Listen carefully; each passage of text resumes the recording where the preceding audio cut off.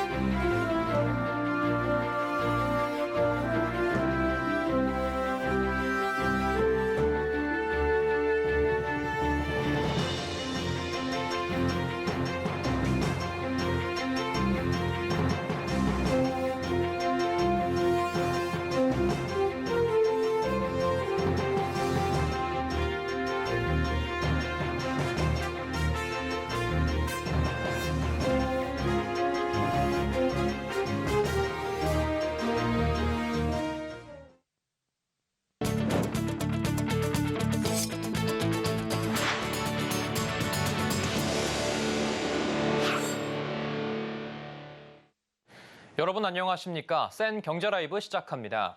다음 달 2일이 임시 공휴일로 확정됐습니다. 추석 연휴가 최장 6일로 늘어나게 됐는데요. 긴 연휴에는 여행과 소비가 늘어나는 만큼 정부와 기업들이 내수 활성화를 위한 할인 행사에 나서고 있습니다. 이호진 기자입니다. 문화체육관광부가 추석 황금 연휴를 맞아 숙박 쿠폰을 총 60만 장 배포합니다. 당초 11월 여행 비수기에 배포할 계획이었으나 10월 2일 임시공휴일 지정으로 생겨난 황금 연휴를 국내 여행 활성화의 기회로 활용하기 위해 시기를 당겨 30만 장을 조기 배포하는 겁니다. 민간 여행 항공사들도 국내 관광 활성화 지원에 나섰습니다. 야놀자는 국내 숙소 할인 쿠폰을 지급하는 추석 주간 더블 할인 프로모션을 진행 중이고 티웨이 항공은 추석 연휴 기성객과 관광객의 이동 편의를 제고하기 위해 항공편을 증편하기로 했습니다. 먹거리의 경우 내수 진작과 더불어 물가 관리 차원에서 할인 지원을 강화합니다. 농림축산식품부는 추석 성수기 장바구니 물가 안정을 위해 14개 성수품을 14만 9천 통 공급하고 한시적으로 온누리 상품권의 구입 한도와 할인율을 늘리기로 했습니다. 이마트, 롯데마트, 홈플러스 등 대형마트들은 한우 반값 행사를 여는 등 농축수산물을 저렴한 가격에 선보이며 장바구니 물가 부담 완화에 동참합니다. 긴 연휴로 고향 방문의 여유가 생기는 만큼 온라인 유통사들은 추석 선물 할인 이벤트를 마련했습니다.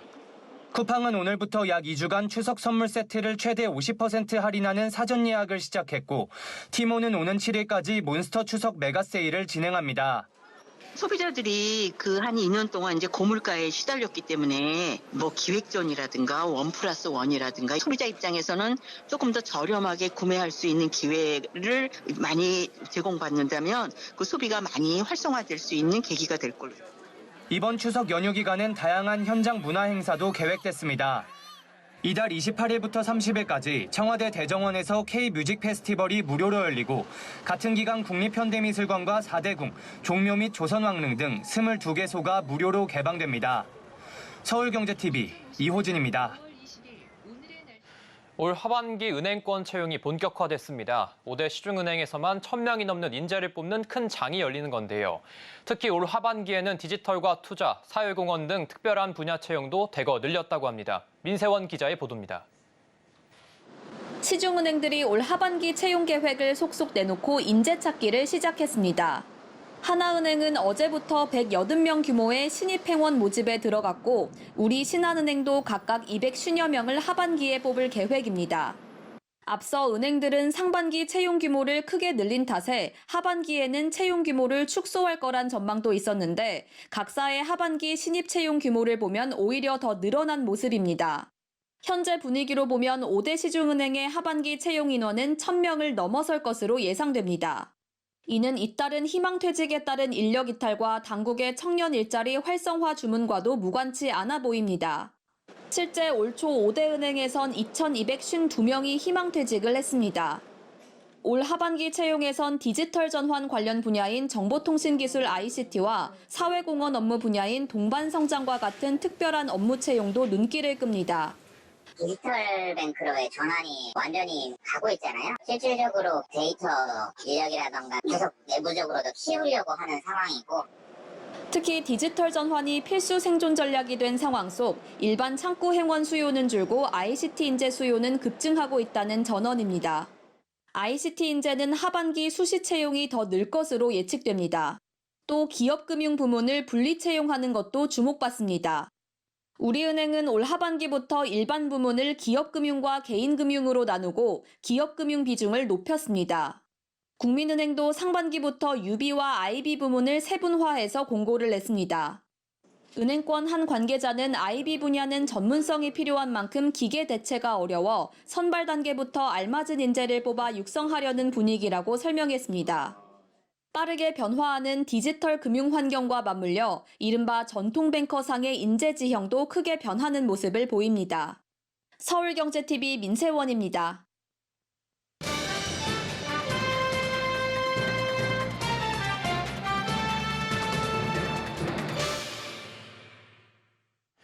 정부가 쌀 수급 불균형 문제를 해결하고 식량 자급률을 높이기 위해 가루쌀 생산 확대에 총력을 다하고 있는데요.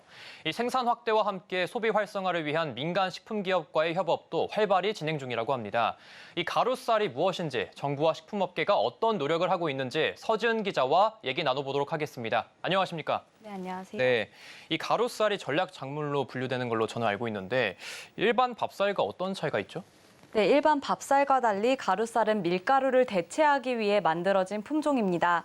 흔히 알고 있는 쌀가루는 밥쌀을 빻아 만든 가루인데요. 가루쌀은 이름은 쌀이지만 쌀보다는 밀과 더 비슷한 특성을 가지고 있습니다. 밀처럼 껍질을 까고 부스러뜨리면 바로 반죽으로 만들 수 있습니다. 기존 쌀가루로 빵이나 면 등을 만들었을 때 약간 뻑뻑했던 식감도 개선됐습니다. 또 밀가루의 불용성 단백질 성분인 글루텐이 없어 건강을 중시하는 트렌드와도 잘 맞습니다. 생산 단계에서도 여러 장점이 있습니다.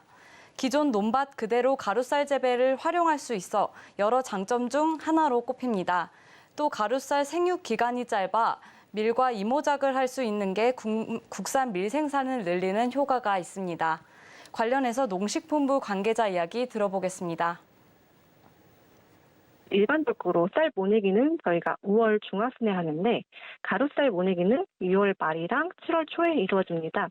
이렇게 모내기 시기가 늦기 때문에 밀을 수확하는 게 우리나라는 6월 한 중순 정도가 되거든요. 그래서 밀과 이 이모작에도 유리합니다.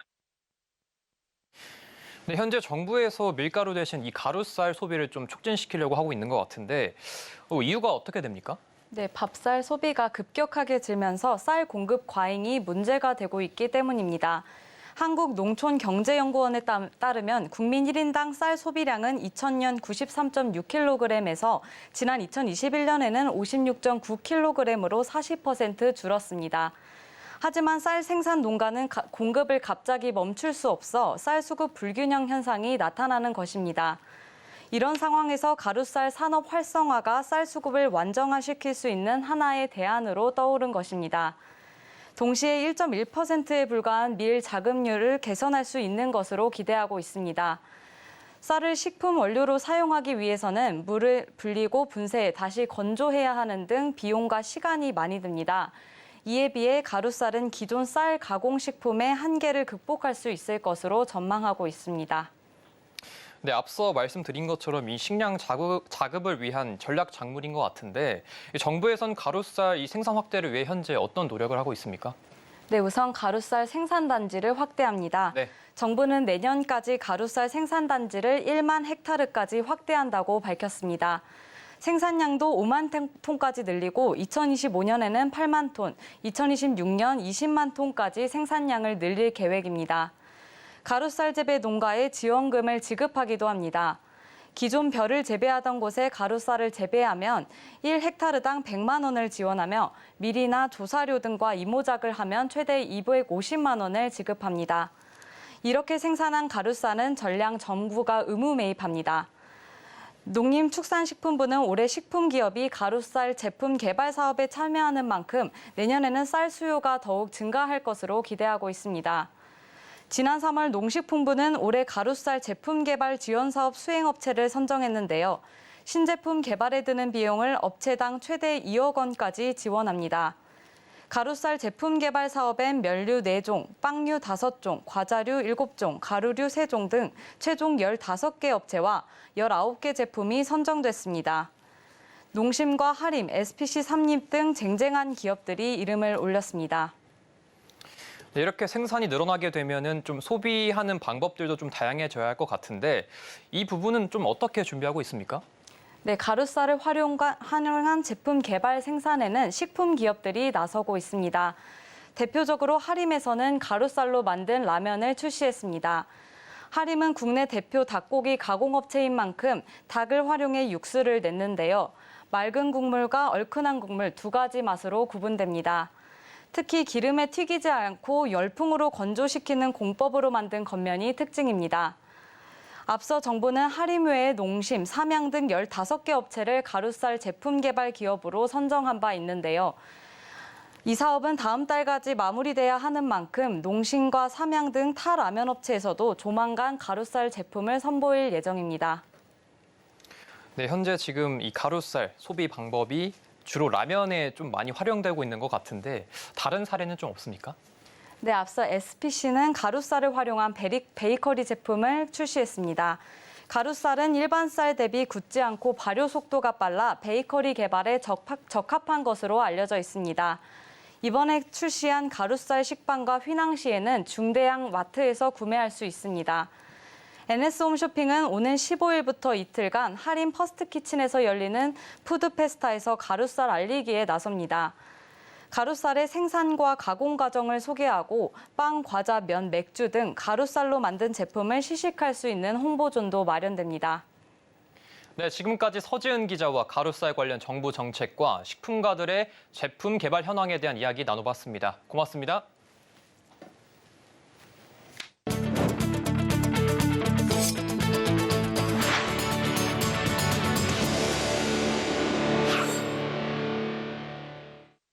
수도권을 중심으로 아파트 매수 심리가 빠르게 회복되는 모습입니다. 여전히 팔자 우위는 지속되고 있지만 거래량이 확연히 늘어나는 등 부동산 시장 바닥론에 힘이 실리고 있습니다. 이재영 기자입니다.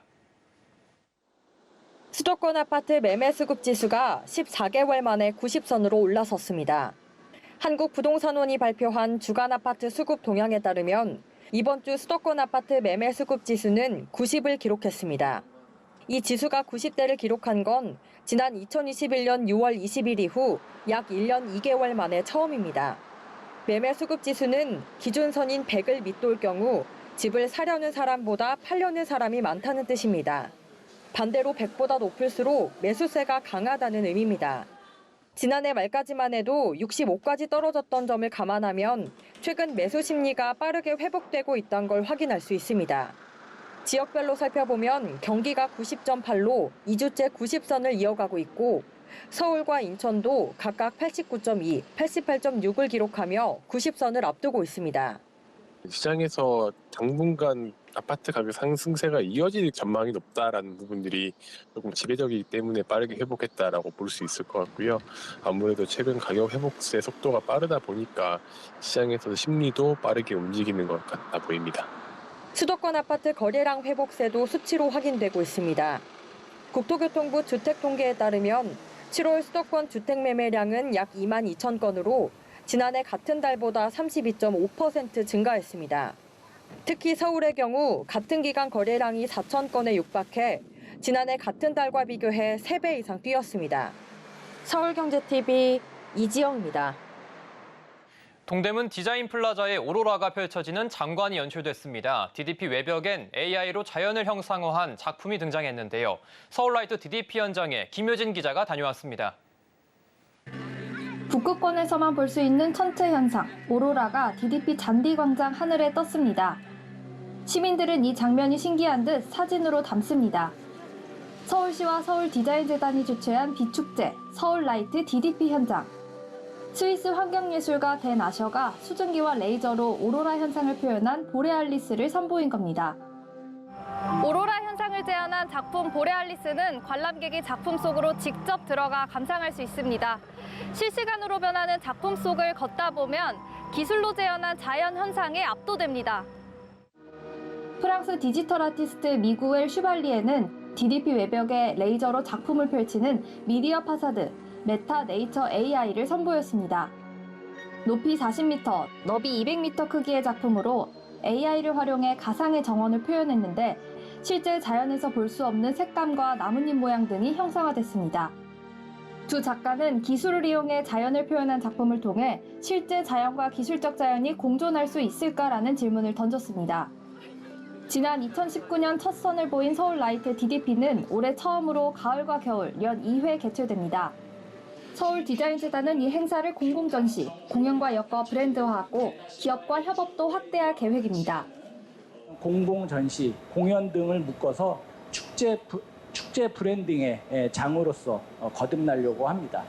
문화를 주제로 한 기업들의 협력 플랫폼을 마련을 해서 다양한 기업의 문화의 장으로서 거듭날 수 있도록. 서울 디자인재단은 서울라이트 외에도 다양한 프로그램을 마련해 DDP를 시민과 함께하는 공간으로 만들어 나가겠다는 계획입니다. 서울경제TV 김효진입니다. 강석진 중소벤처기업진흥공단 이사장이 취임했습니다. 강 이사장은 중소벤처기업이 경제 중심에 설 수 있도록 노력하겠다는 포부를 밝혔는데요. 첫 행보로 항공기용 부품 제조사를 찾아 글로벌 시장 진출 가능성을 논의했습니다. 윤혜림 기자입니다. 강석진 중진공 제19대 이사장이 오늘 경남 진주 중진공 본사에서 취임식을 갖고 본격적인 업무에 들어갔습니다. 국부의 원천이자 일자리 창출의 주역인 중소벤처기업의 혁신 성장 체계 구축을 통해서 대한민국 선광엔진 복원에 중점을 두어야 합니다. 자금, 수출, 인력 이런 것들을 패키지로 지원해서 혁신 성장할 수 있는 기반을 조성해 나가야 됩니다. 특히 강 이사장은 취임사에서 중소벤처기업이 경제의 중심에 서는 나라를 만든다는 국정 목표에 부응한 중진공의 역할을 강조했습니다. 여기에 기업 현장 중심의 지원체계 재설계, 중소벤처기업의 위기 극복을 위한 과감한 규제 개혁, 협력체계 구축을 통해 중진공이 나아가야 할 방향을 제시했습니다. 취임식 이후 강 이사장은 첫 공식 일정으로 경남 진주에 있는 항공기용 부품 제조사를 방문해 글로벌 시장 진출 가능성 등에 대해 논의했습니다. 이 자리에서 강 이사장은 바이오, 우주 등 신기술 신산업 분야 중소벤처기업 성장을 지원하고 정책을 체감할 수 있도록 최선을 다하겠다고 밝혔습니다. 한편 중진공은 중소벤처기업부 산하기관으로 1979년 설립 이래 중소벤처기업 진흥을 위해 5조 원 규모의 정책자금 융자 집행을 비롯해 기업 스케일업, 글로벌 진출 지원 등 연 10조 원 규모의 예산을 다루는 중소벤처기업의 최전선 지원 대표기관입니다. 서울경제TV 윤혜림입니다. 하늘을 나는 드론 택시처럼 프로펠러의 힘으로 수직 이착륙이 가능한 기체를 회전익이라고 부르는데요. 이런 기체의 시험 비행 역할을 맡는 회전익 비행센터를 경남 진주에 만들기로 했습니다. 2024년 9월에 문을 열 착공식 현장을 이은상 기자가 보도합니다. 하늘을 나는 자동차로 불리는 미래 모빌리티. 도심교통 혼잡을 해소할 수 있는 미래 교통 수단으로 부각되고 있습니다. 이러한 기체에 대한 시험 비행 역할을 맡을 카이 해전이 시험 비행센터가 진주에서 첫 삽을 떴습니다. 미래는 하늘과 우주를 지배하는 산업이 최강자가 될 것입니다. 향후 20년 내 지상을 넘어 소위 날아다니는 자동차이자 미래형 에어 모빌리티가 대세가 될 것이며 회전이 시험 비행센터는 2024년 9월 진주 가산산단에 지어질 예정인데 진주시는 부지를 제공하고 카이는 시설 운영을 맡습니다. 센터 옆에는 2024년 말까지 사업비 250억 원을 투입해 미래 모빌리티에 대한 연구와 실증이 가능한 시설도 지어집니다. 두 시설의 연계로 기체에 대한 시험 비행은 물론 연구와 실증, 조종사 교육 등 복합적인 기능을 수행할 수 있습니다. 진주시는 이러한 인프라를 적극 활용해 미래 모빌리티 국내 1호 생산기지를 유치하겠다는 전략입니다.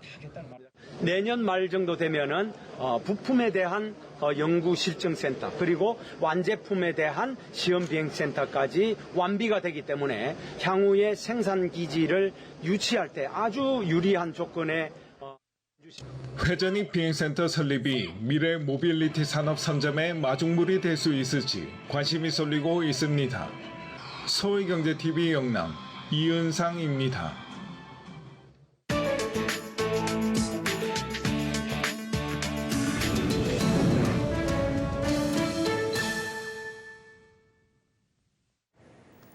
글로벌 워치입니다. 인도 뉴델리가 G20 정상회의를 앞두고 원숭이 차단의 골머리를 앓고 있습니다. 오는 9일부터 이틀간 인도의 수도 뉴델리에서는 주요 20개국 정상회의가 열립니다. 국제 행사를 앞두고 최근 뉴델리 시내 곳곳에 가짜 원숭이가 배치됐습니다. 실물 크기의 회색 랑구루 원숭이 사진입니다. 인도 도심에서 흔히 볼 수 있는 원숭이 무리가 사람들을 공격하거나 미관을 해칠 것을 우려해 원숭이들이 무서워하는 랑구루 원숭이 사진을 가져다 놓은 건데요. 랑구루 울음소리를 잘 내는 원숭이맨 40여 명을 주요 회의장에도 배치할 예정입니다. 과연 원숭이들이 가짜 원숭이에 얼마나 속을지 사람들은 의문을 제기하고 있습니다. 아프리카 사하라 사막 이남 지역으로 쿠데타 벨트가 확장하고 있습니다.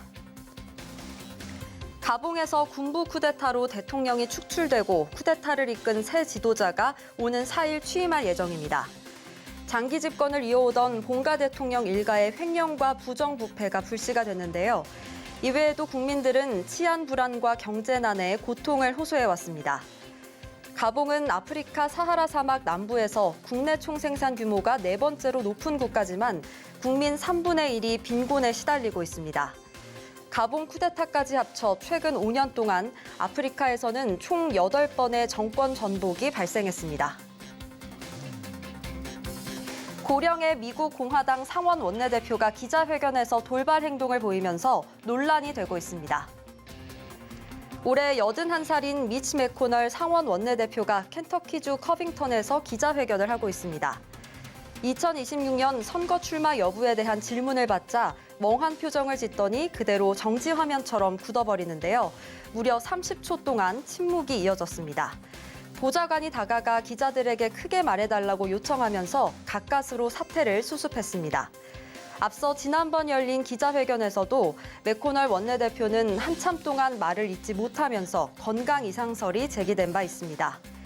80세인 조 바이든 미국 대통령과 77세인 도널드 트럼프 전 대통령도 모두 고령의 나이로 건강에 대한 유권자들의 우려가 끊이지 않았는데요. 미국에서 정치인들의 나이 문제가 다시금 주목받고 있습니다. 러시아에서 처음으로 아기 판다가 태어나면서 눈길을 끌고 있습니다. 어미 판다가 아기 판다를 정성스럽게 핥고 있습니다. 무게 약 150g의 아기 판다가 러시아 모스크바 동물원에서 태어났습니다. 지난 2019년 러시아와 중국 수교 70주년을 기념해 중국은 러시아로 판다 커플 루이와 딩딩을 보냈습니다. 이들이 부모가 돼 아기 판다를 낳은 건데요. 러시아 당국은 아기 판다 탄생은 러시아와 중국이 협력한 결과라며 역사적인 날이라고 말했습니다. 이상 글로벌 워치였습니다.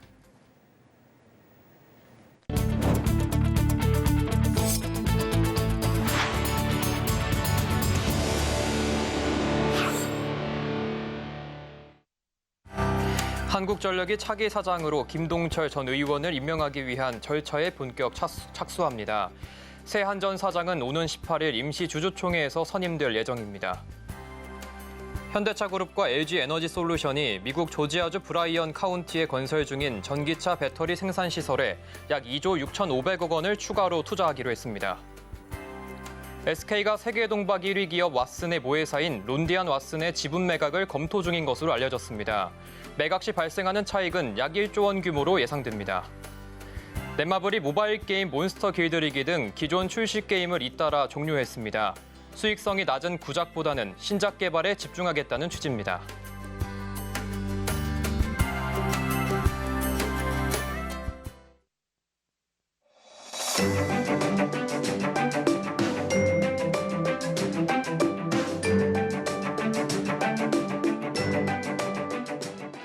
안녕하세요. K웨더 라이프스타일 예보 박성훈입니다. 비가 내리고 있는 경남 해안과 제주에는 내일까지 20에서 40, 많게는 80mm 이상 비가 오겠고 전남과 경남에는 내일 5에서 40mm의 소나기가 내리겠습니다. 일요일인 모레는 전국 곳곳으로 소나기가 지나겠고 전남과 경남, 제주에는 비가 내릴 가능성이 있습니다. 내일 서울의 한낮 최고 기온은 오늘보다 2도가량 더 높은 31도까지 오르겠고 일요일인 모레는 오늘과 비슷하겠습니다. 한편 아침 기온은 점차 오르겠습니다. 동해안을 제외한 전국 대부분 지역에서도 한낮 최고 기온이 30도에 육박하며 무더위가 이어지겠습니다. 다음은 자세한 지역별 내일 날씨입니다. 중부지방 점차 구름 많아지겠습니다. 대전과 춘천 18도, 서울과 인천 21도로 아침을 시작해 한낮에는 30도 안팎을 보이겠습니다. 동해안 지방도 점차 구름 많겠습니다. 아침 기온은 속초와 울진 20도, 낮 기온은 26도가 예상됩니다. 남부지방 광주에는 낮 한때 소나기가, 전남과 경남, 제주에는 비가 내리겠습니다. 한낮 최고 기온은 30도 내외로 무덥겠습니다. 서해에는 소나기가, 남해와 동해는 흐리고 비가 오겠습니다. 물결은 서해와 남해에서 거세게 일겠습니다. 일요일 전국 곳곳으로 소나기가 지나겠고 전남과 경남, 제주에는 비가 내린 후 개겠습니다. 다음 주 화요일과 수요일에는 제주와 남해안에 비 소식이 들어있습니다. 날씨였습니다. 이상으로 센 경제 라이브 마칩니다. 함께해 주신 여러분 고맙습니다.